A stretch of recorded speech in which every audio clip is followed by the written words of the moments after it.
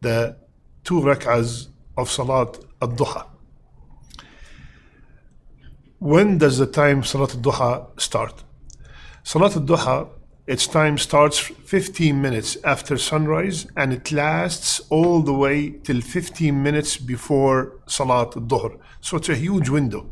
And the best time to pray it is when the sun is in their hottest position, yani in the middle between those 2 times, approximately in our time around 9:30, 10 o'clock.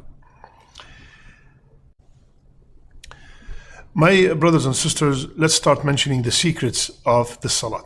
First, Rasulullah sallallahu alaihi wasallam, he told us that every single morning, every single joint of our body, we owe sadaqah on that joint.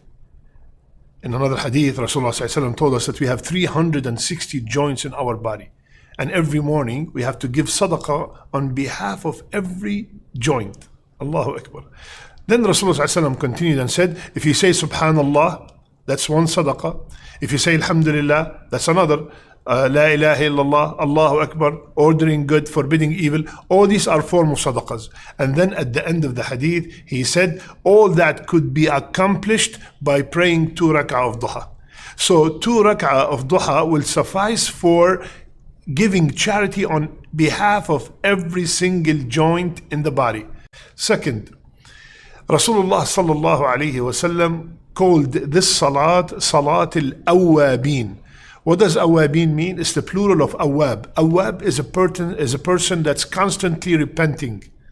So Rasulullah ﷺ said, none is diligent in establishing duha prayer except the one who's awab, and it is the prayer of the awabin. So the person who performed the salat on a regular basis, he's a person that is called awab. So he's a person that is constantly coming back to Allah subhanahu wa ta'ala and asking for forgiveness. Third, subhanallah, Abu Hurairah radiallahu anhu, the very close friend of Rasulullah sallallahu alayhi wasallam, he said, Awsani Khalili, my best friend gave me an advice. What is that advice, ya Abu Hurairah? And I want you to imagine that this is a very close brother to Rasulullah sallallahu alayhi wasallam, and he's giving him an advice, and that advice from him to the whole and to the rest of the ummah. So my best friend gave me an advice to do 3 things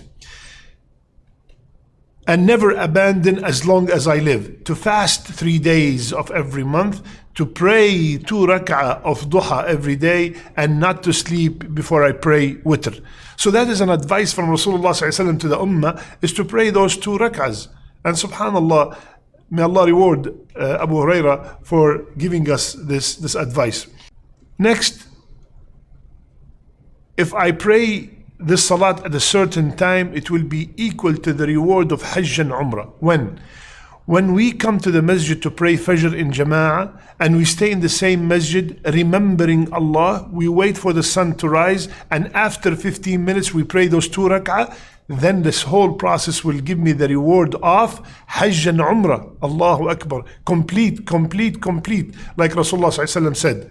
And for the sister, even if she prays it at home, she will get the same reward if she follow these steps. Subhanallah. So imagine Hajj and Umrah without leaving your country, your state, your city, and without spending a penny, just going to the masjid and spending a duration of 45 minutes to 1 hour maximum.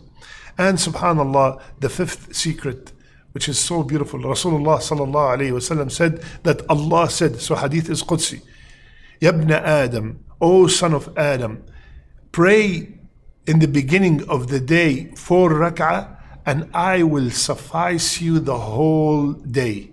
Allahu Akbar. Pray 4 rak'ahs, and this is the duha salat, because duha salat can be 2, 4, 6, or 8.